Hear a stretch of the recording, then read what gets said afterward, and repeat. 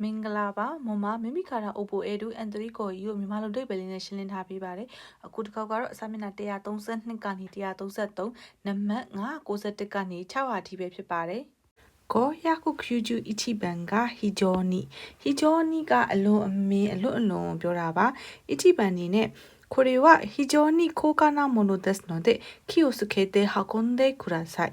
これはဒီဟာကတော့လေဟီဂျောနီတအားကိုမှအလွန်လွန်ကိုမှခိုးကာနာဆိုတော့တန်ဖိုးအရန်ရှိတဲ့မွန်းတို့ပစ္စည်း that's not တဲ့အဲ့ဒါဖြစ်တဲ့ကြောင့်မလို့ kioske ဂယူဆိုင်ပြီးတော့မှ hakonde kurasai ဆိုတော့တဲ့ပါလို့ပြောတာနော် hakobi mas ကတဲ့ဆောင်ပြီဆိုတဲ့ခါကျတော့ဒီပစ္စည်းကအရန်တန်ဖိုးရှိတဲ့ကြောင့်မလို့ဂယူဆိုင်ပြီးတော့တဲ့ပေးပါဆိုပြီးတော့မှတုံတာပါ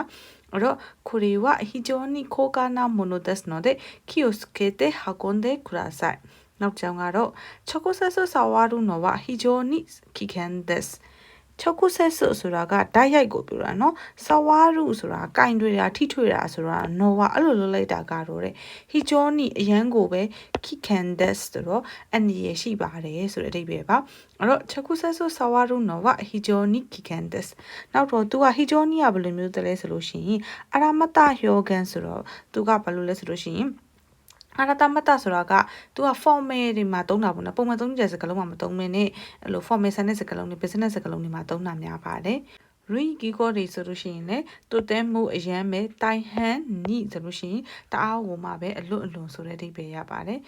နိဗ္ဗာန်အနေနဲ့ဆိုလို့ရှိရင်တော့မဲရှိဆိုတော့နောင်အနေနဲ့ဟီဂျောဆိုလို့ရှိရင်သူအရေးပေါ့နော်ဟီဂျောနော်ဆိုင်ကခုနစတာနော်လဲပါဦးဟီတေခရာဆိုင်ဟီဂျောနော့ဆိုင်ဆိုတာကကျတော့ဟီဂျောအရေးပေါ်ဖြစ်လာတဲ့ဆိုင်ဆိုတာကကျတော့အဲ့လိုမျိုးဖြစ်လာတဲ့တစ်ခုခုအချိန်မှာဆိုတဲ့ခါမှာတုံးတာပေါ့နော်ပုံမှန်တာမန်မှာဆိုင်ဆိုပြီးမတုံးဖွင့်ပွဲတွေတော့မို့တစ်ခုခုအမြဲတမ်းမဖြစ်တဲ့ကိစ္စတွေမှာတုံးတာများပါတယ်အဲ့တော့အရေးပေါ်ဖြစ်လာတဲ့အချိန်ဒီမှာခိုနိုစတာနော့ဆိုတော့ဒီအောက်မှာရှိတဲ့လဲပါဆိုတော့လီပါကိုပေါ့လေဟီတက်ခူရာဆိုင်ဆိုတော့ဆွဲလိုက်ပါဆိုတဲ့အဓိပ္ပာယ်ရပါတယ်အဲ့တော့ဟီဂျောနော့ဆိုင်ကခိုနိုစတာနော့လဲပါကိုဟီတက်ခူရာဆိုင်အဲ့တော့ပေါင်းစစကလုံးလေးနဲ့ဆိုလို့ရှိရင်တော့ဟီဂျောကူချီဆိုလို့ရှိရင်အရေးပေါ်အတွက်ပေါက်ဟီဂျောခိုင်ဒန်ဆိုလို့ရှိရင်အရေးပေါ်လေးကဟီဂျောဘဲဒူဆိုလို့ရှိရင်အရေးပေါ်ဘဲလ်ပေါ့နော်ကိုရခူဂျူနီဘန်ကတိုင်ဟန်နီကကြတော့နီထည့်လေးမရတဲ့ထည့်လေးရတယ်ပေါ့နော်သူကကြတော့အလွန်အမင်းအရန်ဆိုတဲ့အတိတ်ပဲရပါတယ်အဲ့တော့အချီပန်နေနဲ့ဆိုလို့ရှိရင်တော့အာဆာယူကဒန်ရှာကတိုင်ဟန်ခုံမုံတော့တဲ့အစုကလေးလူအာဆာယူဆိုတာကကြတော့မနေ့အစောကြီးနဲ့ညနေဘက်ဒီမှာဆိုလို့ရှိရင်ပေါ့နော်မနေ့အစောကြီးဆိုတာ6နိုင်မဟုတ်ဘူးနော်ရုံသွားကန်ဒီ8နိုင်ကနေပြီးတော့45အဲ့လောက်ထိပေါ့နော်အဲ့လိုမျိုးချိန်မှာတဲ့ဒန်ရှာဆိုရထားကတိုင်ဟန်အရန်အလွန်လုံးကိုပဲခုံမှုနော်တဲ့ဆိုတော့ပြက်ကြက်ညက်လူတွေအရန်များတဲ့ကြောင့်မလို့စခါလေးလူပြင်မှန်းပါတယ်တဲ့အဲ့တော့အာဆာယူကဒန်ရှာကတိုင်ဟန်ခုံမှုနော်တဲ့စခါလေးလူနောက်တစ်ကြောင်ကကျတော့ခေခကူကချူရှိနီနာတနော်ကတိုင်ဟန်ဇန်နန်ဒါခေခကူပလန်ကချူရှိဆိုရက်လိုက်တာပေါ့နော်နီနာတာဆိုအဲ့လိုဖြစ်လာခဲ့တာကတော့နော်ဝကတော့ပေါ့နော်တိုင်ဟန်အရန်ကိုပဲဇန်နန်ဒါဆိုတော့စိတ်မကောင်းပါဘူးဆိုတဲ့ပုံစံမျိုးပါအဲ့တော့ခေခကူကချူရှိနီနာတနော်ကတိုင်ဟန်ဇန်နန်ဒါနောက်ကြောင်ကတော့これまで大変お世話になりましたこれまでအခုတတိပေါ့နော်大変အရန်ကိုပဲお世話になりましたဆိုတော့ကဘယ်လိုပြောမလဲကျေးဇူးပြုစုရှောက်ရှောက်တာကိုခံခဲ့ရဆိုတော့ကိုကသူ့ချီကနေပြီးတော့မှကျေးဇူးတရားတွေရရှိလက်ခံခဲ့ရပါတယ်ဆိုတဲ့အဓိပ္ပာယ်မျိုးသုံးတာပေါ့လေအဲ့တော့これまで大変お世話になりましたဆိုတော့သုံးပါတယ်လူကြီးကီကုတ်တွေမှာအပေါ်မှာပြောထားတဲ့တူတဲမို့တို့ဟီဂျောနီပေါ့လို့အတူတူပဲအရန်ပဲအလွန်လွန်ကိုဆိုတဲ့အလွန်အမင်းဆိုတဲ့အဓိပ္ပာယ်နဲ့တူတူပဲเนาะအဲ့တော့နိဗ္ဗာန်မှာဆိုလို့ရှိရင်နာခေယောရှိနာအကြီးကြီးတွေမှာဆိုလို့ရှိရင်เนาะတိုင်ဟန်နာဆိုတော့အလွန်အမင်းအရန်ကိုပဲဆိုတဲ့ပုံစံမျိုးပါ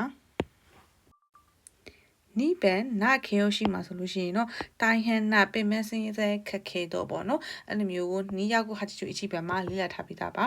ကိုရခုခူဂျူဆမ်ဘန်ကဟိုတွန်းတူ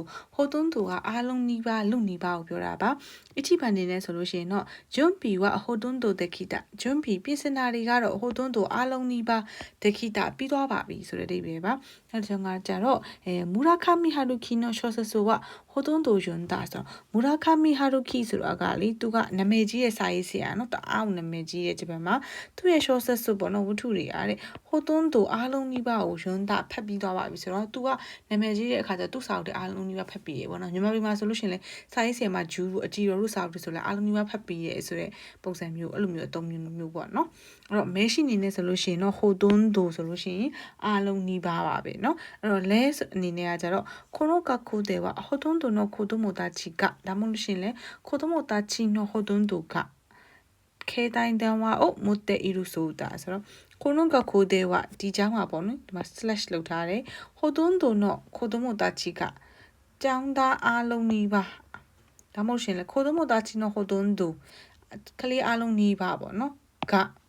携帯電話ဆိုတော့လက်ကင်ဖုန်းကိုအို持っているそうだဆိုတော့ကင်တဲ့ပုံပဲတော့ဒီကျောင်းမှာရှိတဲ့ကလေးတိုင်းနီးပါးကလက်ကင်ဖုန်းကိုကင်တဲ့ပုံပဲဆိုတဲ့အဓိပ္ပာယ်ရပါတယ်2番にねやろ来日した時日本語はほとんどわからなかった来日した時ジャパンをရောက်ခါစားတုန်းက日本語はဂျပန်စာကလေほとんどလုံးဝနီးပါわからなかったဆိုတော့နားမလည်ခဲ့ပါဘူးဆိုတော့ဂျပန်စကားတခြားနားမလည်ခဲ့ဘူးပေါ့နော်ဂျပန်ရောက်ခါစားတုန်းကဆိုတဲ့ပုံစံမျိုးကိုသုံးတာပါအဲ့တော့နောက်တစ်ချောင်းကကျတော့あの人とはほとんど話したことがありませんあの人ဒီလူとはသူနဲ့ကတော့ဟိုတွန်းတူလုံးဝနီးပါ話したことဆိုတော့စကားပြောဘူးတဲ့ကိစ္စကတော့အာဒီမဆန်မရှိပါဘူးဆိုတော့သူနဲ့ကိုနဲ့ကစကားမပြောဘူးဆိုတဲ့ပုံစံမျိုးပေါ့နော်အဲ့တည်းနဲ့ကိုနဲ့စကားလုံးဝမပြောဘူးပေါ့အဲ့တော့あの人とはほとんど話したことがありませんနောက်တော့ဒီမှာ comment mark ပေးထားတယ်否定的な表現と一緒に使う否定的なဆိုတာဘာလဲဆိုလို့ရှိရင်သူက negative ဆောင်တာအဲ့လိုမျိုးတဲ့ 表現အဲ့ဒါတွေကိုဖော်ပြတဲ့အချိန်မှာသူ一緒に使うဆိုတော့သုံးပါဆိုတော့ negative ဆောင်တဲ့အသုံးလုံးမှာသုံးတာပေါ့လေအဲ့တော့တချို့နေရာတွေမှာဆိုလို့ရှိရင်ဒီနံပါတ်2ဆိုလို့ရှိရင်ဒီမှာဂျပန်စကားဆိုလို့ရှိရင်လည်းတိတ်ပြီးတော့မပြောတတ်ခဲ့ဘူးဒီလူနဲ့ဆိုလို့ရှိရင်လည်းလုံးဝစကားမပြောခဲ့ဘူးဆိုတဲ့အသုံးပေါ့လေအဲ့လိုမျိုးသုံးပါတယ်လို့ပြောတာပါကိုရကုကျူကျူယွန်ပန်ကဒိုင်ကအကျန်းအဖြစ်အများအဖြစ်တခုခုအကြောင်းမသိကြတဲ့ခါကြလို့ရှိရင်ခန့်ဒီလောက်ပေါ့ဆိုပြီးတော့မှသုံးတာများပါတယ်အီချီပန်နေနဲ့ဆိုလို့ရှိရင်တော့ချောနောရှိကန်ဝဒိုင်တခိတချောနောဒီနေ့ရဲ့ရှိကန်ဆောင်းဝိုးဘက်ကလေဒိုင်အကျန်းအဖြစ်ပေါ့နော်တခိတဆိုတော့ဖြေနိုင်ခဲ့ဆိုခါကြသူ့စကားအရာ100ခိုင်နှုန်းသူအကုန်လုံးမှန်တာမဟုတ်ဘူးနော်ဘာပဲမစိုးဘူးဖြေနိုင်နေဆိုတဲ့အထိပ္ပယ်ပေါ့လေအဲ့တော့ချောနောရှိကန်ဝဒိုင်တခိတနောက်တစ်ချောင်းကတော့ဒိုင်の人がそのニュースを知っていた大体の人တော်များများပေါ့နော်ဒီတိုင်းအကျဉ်းအဖြစ်ဒီလူတွေကကတော့လေဆွနို့ဒီရဲ့ news သတင်းကိုရှစ်တဲ့ ita သိပါတယ်ဆိုတော့ပုံမှန်အဖြစ်ဆိုရင်တော့ဒီလူတွေဒီလောက်ပေါ့နော်ဒီအကျဉ်းအဖြစ်ဒီလူတွေကတော့ဒီသတင်းလောက်ကတော့သိရဆိုတဲ့ပုံစံမျိုးပေါ့လူတိုင်းကတော့သိချင်မှသိမယ်နော်အဲ့တော့ तू ကထိုက်သုံးထားတဲ့အတုံးကနိဗ္ဗာန်က1ヶ月の収入はだいたい15万円ぐらいです1ヶ月တလရဲ့収入ဝင်ငွေကတော့だいたいအကျဉ်းအဖြစ်15万ဆိုတော့15,000အန်ဂရိုင်းဒက်ဆိုတော့ဖြစ်ပါတယ်ပေါ့နော်အဲ့တော့တလဝင်ငွေကတော့အကျဉ်းအဖြစ်15,000ဖြစ်ပါတယ်အဲ့တော့1ヶ月の収入はだいたい15万円ぐらいですအဲ့တော့သူနဲ့စင်တူတာကဘာလဲဆိုလို့ရှိရင်တော့အိုယောဆိုဆိုတော့သူကခမန်းကြီးဆိုတဲ့အဓိပ္ပာယ်ကိုပြောတာပါကိုရခုကျူကျူကောပန်ကခနာလီကကြတော့သူကကြတော့တော်တော်လေးဆိုတဲ့အဓိပ္ပာယ်ရတာပေါ့လေအဲ့တော့ဇုစနောခုဆူရီကိုနွန်တာ30分くらいでかなり良くなったဇုဆုခေါင်းကိုက်တာတွေရဲ့ခုဆူရီဆေးကိုနွန်တာတောက်လိုက်ပြီးတဲ့အချိန်မှာ30分ဆိုတော့မိနစ်30くらいでမိနစ်30လောက်ပဲတဲ့ခနာရီတော်တော်လေးကိုရောခုနတာပြန်ကောင်းလာခဲ့တယ်ပေါ့နော်အဲ့တော့ဆေးတောက်ပြီးမိနစ်30လောက်ကြာတာနဲ့တော်တော်လေးပြန်ကောင်းလာတယ်ဆိုတဲ့ပဲပါအဲ့တော့ဇုဆုနောခုဆူရီကိုနွန်တာ30分くらいでかなり良くなったနောက်ကြောင်ကတော့昨日の台風で九州ではかなりの被害が出たそうだအဲ့တော့昨日のမနေ့ကတော့တိုင်ဖူးမှုန်တိုင်းကြောက်ပေါ့နော်ကျူရှူတဲ့ဆိုတော့ကျူရှူကျွန်းမှာပါတဲ့ခဏနိုင်တော်တော်လေးကိုဟီဂိုင်းဆိုတော့ပျက်စီးဆုံးရှုံးမှုတွေကဒေတာဆိုတာဆိုတော့အဲ့လိုမျိုးဖြစ်ခဲ့ပုံပဲဆိုတဲ့အဓိပ္ပာယ်ရပါတယ်အဲ့တော့မနေ့ကလေမုန်တိုင်းတက်ကြောင့်မလို့ကျူရှူကျွန်းမှာတော့တော်တော်လေးကိုပျက်စီးတွေများခဲ့ပုံပဲဆိုတဲ့အဓိပ္ပာယ်ပါအဲ့တော့昨日の台風で九州ではかなりの被害が出たそうだကိုရခု QQ လက်ခုပန်ကဇွေးပုံက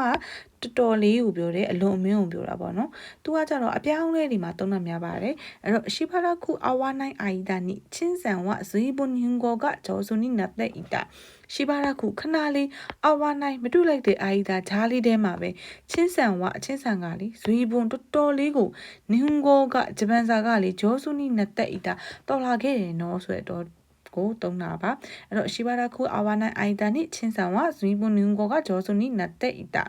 နောက်တစ်ချောင်းကကျတော့ခေကနောကူကယူပါဒိုဒက်စကဇွီပွန်ယောကူနာရီမတ်တာကမတာအွန်ဒိုဝတခိမဆန်ဆိုတော့ခေကဆိုတော့ဘာလဲဆိုလို့ရှိရင်အနာပေါ့နော်ဒဏ်ရာရဲ့ကူဟာယူကအချိန်ကြီးကဒိုဒက်စကဘလို့လဲဒဏ်ရာအချိန်ကြီးဘလို့လဲလို့မလဲတဲ့အချိန်မှာဇွီပွန်တော်တော်လေးဟိုမှာယောကူနာရီမတ်တာကတက်တာလာခဲ့ပြီမဲ့လေမတာဒါပေမဲ့လေပေါ့နော်အွန်ဒိုဝါဆိုတော့အားကစားကတော့တခိမဆန်လုံးလို့မရသေးပါဘူးဆိုတဲ့ခါကျတော့နည်းနည်းဇန်နန်းပေါ့နော်အဲ့လိုခိမိုချီလေးနဲ့ပြောတာပေါ့လေအဲ့တော့ခေခါနောကွာယူဝဒိုဒတ်စကဇူပွန်ယောခုနာနီမတ်တာငါမတာအွန်ဒိုဝါတခိမဆန်အဲ့တော့ခိုဘမက်နဲ့ပြောထားတယ်သူကဘာလဲဆိုလို့ရှိရင်အိုမိုတာအီဂျိုနီတွေးထားတာထက်ပိုပြီးတော့မှတိုယူခိမိုဂျူကဟိုင်ရူဆိုတော့ဝင်နေပါတယ်ပေါ့နော်အဲ့တော့အိုမိုတာအီဂျိုနီဆိုတော့တွေးထားတာထက်ကိုမှပိုပြီးတော့ဆိုရဲတိုယူခိမိုချီဆိုတော့ဒီမှာခိမိုချီသုံးတာပေါ့လေအဲ့တော့ဂေါ်ရကုခူးကျူနနပန်ကကျတော့ခတ်ခိုးကကျတော့တော်တော်လေးဆိုတဲ့အဓိပ္ပာယ်ပေါ့လေသူကကျတော့ဘယ်လိုသုံးသလဲဆိုလို့ရှိရင်အချိပန်အနေနဲ့နီချီယောဘီနာနိုတဲ့ခွန်တဲ့ဣဒုခါတိုအမောတာရခတ်ခိုးဆွီတဲ့ဣတာနီချီယောဘီဆိုတော့တနင်္ဂနွေနာနိုတဲ့တနင်္ဂနွေဖြစ်တာတို့ကြောင့်မလို့ခွန်တဲ့ဣဒုခါချက်နေမလားလူတွေပြည့်ချက်တက်နေလားတို့အမတ်တာရလို့တူထားပေမဲ့လေခက်ခိုတော်တော်လေးဟိုမှာအဆွီးတဲ့ဣတာဆိုတော့ခြောင်နေခဲ့ဆိုတာကျတော့လူတွေတိတ်မရှိဘူးလူရှင်းနေဆိုတဲ့ပုံစံမျိုးပေါ့လေသူကကျတော့သူထင်ထားရတယ်တော်လေးပဲเนาะဒါပေမဲ့သူကကျတော့နည်းနည်းကောင်းတဲ့ဘက်အမြင်ပေါ့လေနောက်တစ်ခါကျတော့ဟာဂျီမေတက်စကူတာယောလီတာကခက်ခိုအိုရှိခုတေခိတာဟာဂျီမေတက်ပထမဆုံးစကူတာပြုလုပ်ခဲ့တဲ့ယောလီဟင်းတာကဘေးမဲ့လေခက်ခိုတော်တော်လေးကိုအိုရှိခုတေခိတာဆိုအရသာရှိထွက်လာခဲ့ဆိုတဲ့ပုံစံမျိုးပေါ့လေသူပထမဆုံးထက်ထားခဲ့တဲ့ယောရီဖြစ်ပေမဲ့လည်းအရသာရှိနေဆိုတဲ့ခါကျတော့အဲ့တော့ဒီမှာ comment mark နဲ့ပြောထားတယ်ယောဆိုတုခူရာဘေးတဲ့ဒိုတတကတိုယူတိုခီနစ်ခါဦးလေယောဆိုတွေးထားတာနဲ့တုခူရာဘေးတဲ့နှိုင်းရှင်လိုက်မယ်ဆိုလို့ရှိရင်တော့ဒိုတတကဆိုတဲ့ခါကျတော့ဘယ်လိုမျိုးဖြစ်ခဲ့တယ်လဲဆိုတဲ့တိုယူတိုခီနီအဲ့လိုမျိုးအချိန်တွေမှာစုခါဦးသုံးပါတယ်ဆိုတဲ့ခါကျတော့သူကဘာလဲဆိုလို့ရှိရင်အပေါ်မှာဇွီဘွန်နုံကကျတော့အမိုတာအီဂျိုဒီတိုင်းမတွေးရနဲ့မတူဘူးလို့ပဲသုံးထားနော်ဒီမှာကျတော့တခုခုတင်ထားတဲ့ရောဆိုခမန်းထားတဲ့ဟာတွေနဲ့ရှင်းလိုက်မယ်ဆိုလို့ရှိရင်တခုခုပြောင်းလဲသွားတယ်ဆိုတဲ့အဟာမျိုးကိုသုံးတာပါအဲ့တော့နိဗ္ဗာန်လေးနဲ့ဆိုလို့ရှိရင်တော့နာခေယရှိနာအကြည့်ကြည့်ဆိုလို့ရှိရင်တော့ခက်ခိုနာဆိုလို့ရှိရင်လုံလောက်တော့ဆိုတဲ့အဓိပ္ပာယ်ပါအဲ့တော့နီယာကုဟာချီချူကျူဘန်မှာလေ့လာခဲ့ပြီးသားပါနော်ဂေါ်ရကုကျူကျူဟာချီဘန်ကဒိုင်ဘူးဒိုင်ဘွန်ပေါ့နော်ဒိုင်ဘူးဒိုင်ဘွန်ဆိုဒိုင်ဘူးကတော့စကားပြောတဲ့နေရာမှာသုံးတာများတယ်ပေါ့နော်သူကတော်တော်များများတော်တော်လေးလူနေပါဆိုတဲ့အဓိပ္ပာယ်ကိုသုံးပါတယ်အဲ့တော့ဘယောခိဝဒိုင်ဘူးယောခုနတ်တာဘယောခိယောဂါကလေဒိုင်ဘူးတော်တော်လေးကိုယောခုနတ်တာကောင်းလာခဲ့ပါပြီပေါ့ရှိကုတုကမတာဒိုင်ဘွန်နုကုတဲ့ဤလူရှိကုတုကအလုတ်ကတော့လေမတာထပ်ပြီးတော့မှဒိုင်ဘွန်တော်တော်လေးကိုနုကုတဲ့ဤလူဆိုတော့ကြံနေခဲ့ပါသေးတယ်ဆိုတော့ကျတော့အလုတ်ကထပ်ပြီးတော်တော်လေးကိုကြံနေသေးရဆိုတဲ့အဓိပ္ပာယ်ပါသူနဲ့စင်တူတာကကျတော့ခါနာရီတော်တော်လေးပေါ့လေဂေါ်ရကုခူချူချူပန်ကမတ်တို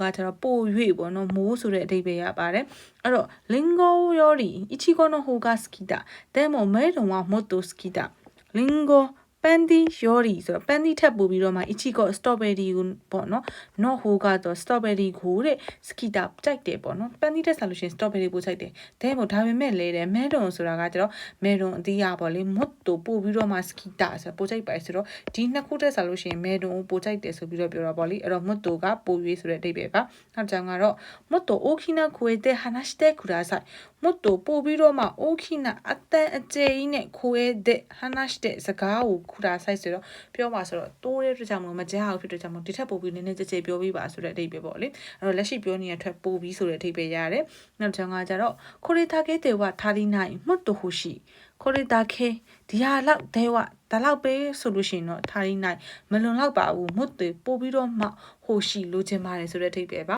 ါရပြခုကိုတွားလိုက်မယ်ဆိုလို့ရှိရင်တော့စုကာရီကကျတော့လုံးဝလုံးအားလုံးလူနီးပါ completely quietly အဲ့လိုပုံစံမျိုးတွေမှာသုံးပါတယ်သူကကျတော့100ခိုင်လုံးပေါ့နော်အဲ့လိုပုံစံမျိုးအချင်းတွေမှာသုံးပါတယ်အဲ့တော့ဆာကူရာနိုဟာနာဝမိုးစုကာရီချစ်တဲ့ရှိမတာဆာကူရာနိုဟာနာဆိုတာကကျတော့ဆာကူရာပန်းပွင့်နေရလေမိုးအားလုံးလူနီးပါစုကာရီအားလုံးကဘာလဲဆိုလို့ချစ်တဲ့ရှိမတာကျူချသွားပြီဆိုတဲ့ခါကျတော့တက်ပင်ပေါ်မှာဆာကူရာပန်းနေလုံးဝမရှိတော့ဘူးအားလုံးနီးပါလုံးဝကြွေကျသွားပြီဆိုတဲ့အဓိပ္ပာယ်ကိုသုံးတာပါနောက်တစ်ချောင်းကကျတော့ယူချင်းတုံတော့ယာခုစုခုကိုစုကာရီဝါဆိုတဲ့တဲ့တာ